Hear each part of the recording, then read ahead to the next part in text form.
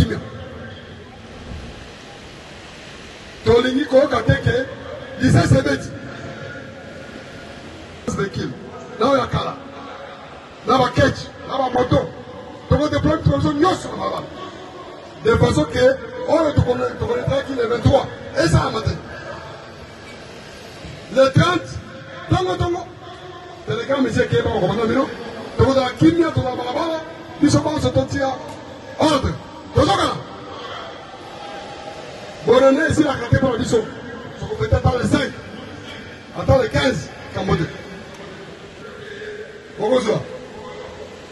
Le tonneau va policier venir parce que quand on va faire ce qu'on moule. Nambulo. Ma policier monsieur Belé va faire qui? Monsieur Massassi, monsieur accident. Basi la mission va faire qui? Va la mission. Population personne qui? Makama. Na février, na Madame Kibala. Oyakura. Le 13 décembre, na Bamboula. La pluie libyenne. Et vous qui va tomber, pour la battre, ce lion sera dans la battre na Est, pour garder une minute de silence.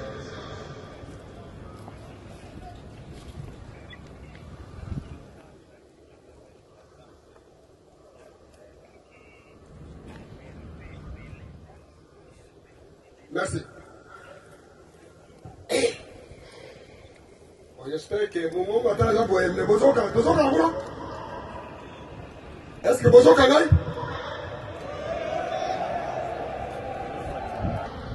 Le commandant suprême, chef de l'État, commandant suprême des FARDC de la police nationale congolaise, pour la confiance au Adje et Pabiso. Ngaï, Nabadje Nangaï, pour le commandement au Yavila Kisasa. Nous lui devons loyauté et fidélité. Nakati Amoussala Biso, nous lui devons dévouement. Donc on remercie le vice-premier ministre intérieur, le commissaire général de la police, pour l'encadrement, le conseil, pour la Moussala. Donc on félicite le commandant grand unité, Oyo, Saraki Moussala Maram, il y a encadré le bateau. Quelle honte! Je vais le dire.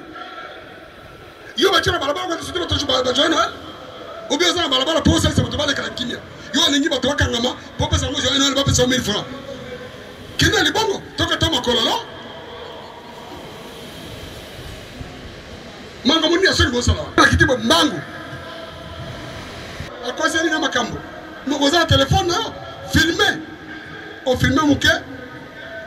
En cas de problème, ils ont preuve. Tala. Parce que quand qui est, t'as né à ta moulette. Même le fer rouge va respecter la carte. En tant que sincérité, au Kangi a commis problème. Mais ils ont dit, contravention à cause de la route, ils ont dit d'accord. Père, ils ont filmé. Ils ont bang. Attends, filmé. Ils ont ça, attends, filmé. Et quoi ça dit? Ma belle n'est qu'au bunda. Bloqué Moutouka. Ils ont dit. Bon contrôler permité. Mais vous avez dit. Est-ce que permis les alliés de Kosala ou bien Kokonan de Kosala? Bon, c'est le permis de Kosala. Donc, contrôlez vous. Mais en attendant, permis les alliés. Votre contravention est belé. Votre comment permis?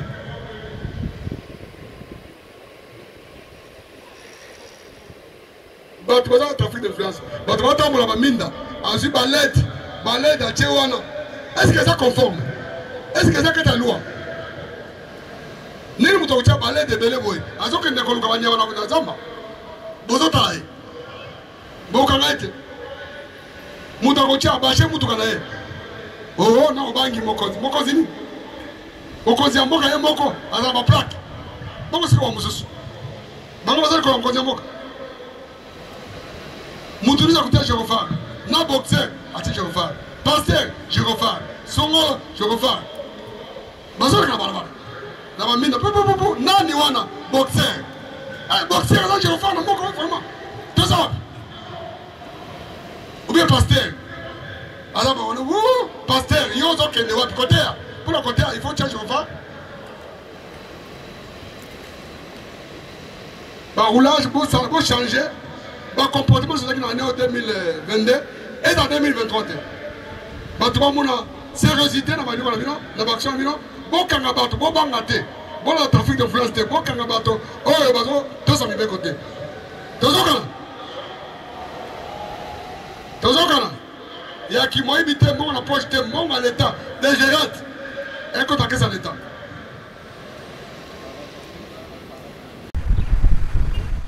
Pendant la période des festivités de fin d'année, la circulation à Kinshasa devient un casse-tête avec des embouteillages monstres. Cela est dû notamment à l'incivisme des usagers de la route. Le mardi 27 décembre 2022, le commissaire provincial de la police-ville de Kinshasa a effectué une descente dans plusieurs points chauds de la capitale pour remettre de l'ordre. Sur les boulevards du 30 juin, les mototaxis appelés communément Wewa, qui gênent la circulation et ne respectent pas souvent le code de la route, ont été remis à l'ordre. Sur sa route, le commissaire provincial a constaté sur l'avenue des Poids Lourds un véhicule transportant en hors gabarit un cercueil. Il a été interpellé et la personne jugée responsable de cet acte a fait des pompes avant de recevoir quelques conseils du général Silvano Kasongo.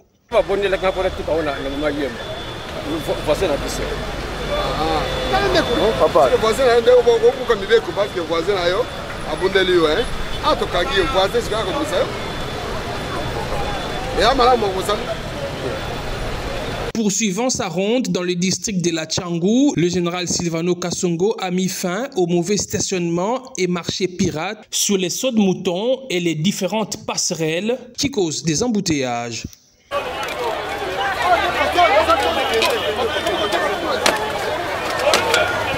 La population a saisi l'occasion pour dénoncer auprès du commandant de la ville les tracasseries dont elle est victime de la part d'un lieutenant de la police appelé Mohamed.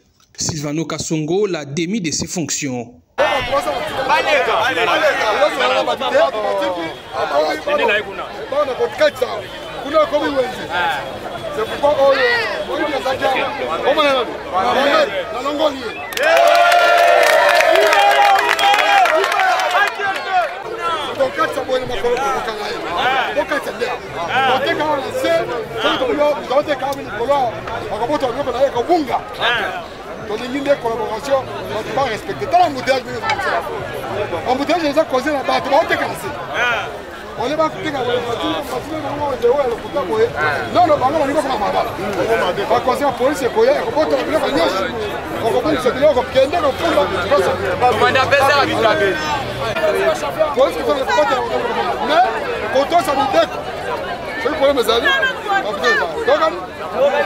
Le saut de mouton du marché de la Liberté est méconnaissable. La crasse y a élu domicile à cause des marchés pirates que le commissaire provincial a démantelés.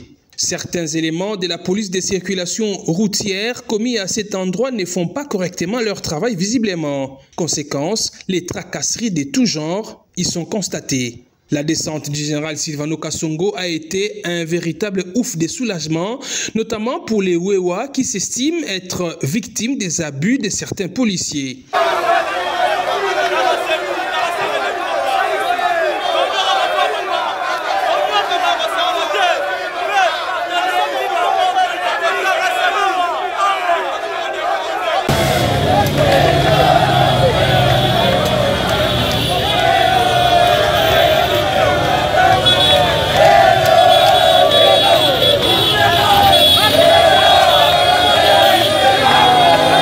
Finir avec ces abus, le général Silvano Kasongo s'est rendu au bureau de la PCR du coin, mais le commandant a pris la fuite à l'approche du général. Lui aussi a été démis de ses fonctions. Des motos interpellées de manière irrégulière ont été libérées sur ordre du général Silvano Kasongo. De retour vers le centre-ville, le commissaire provincial est passé par le rond-point Victoire. Ici, il a remis de l'ordre dans la circulation. D'abord, je commence par souhaiter les meilleurs vœux aux Kinoises et Kinois pour que l'année prochaine soit prospère à tous égards. Le constat est amer. On a vu l'incivisme des chauffeurs et des usagers de la route qui ne respectent pas les codes de la route.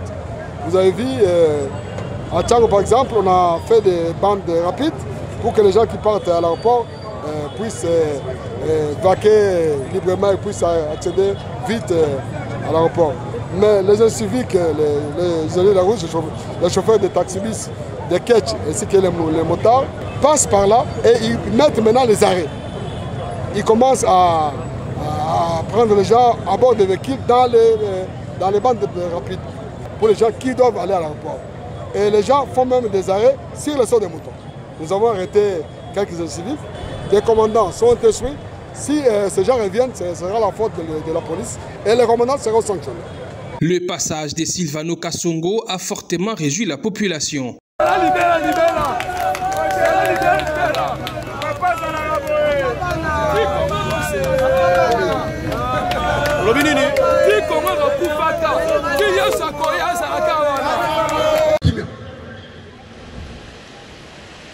Tolingi koyoka teke lisese beti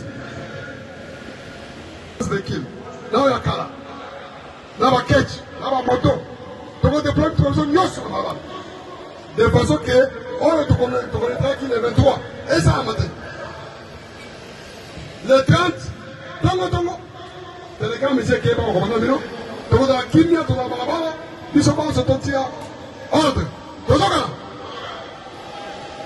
bonane esilaka te mpona biso sokopete ata le 5 ata le 15 kambo te okozwa etoza bapolisier ebele ya bazaka mpe bakoya soka mbula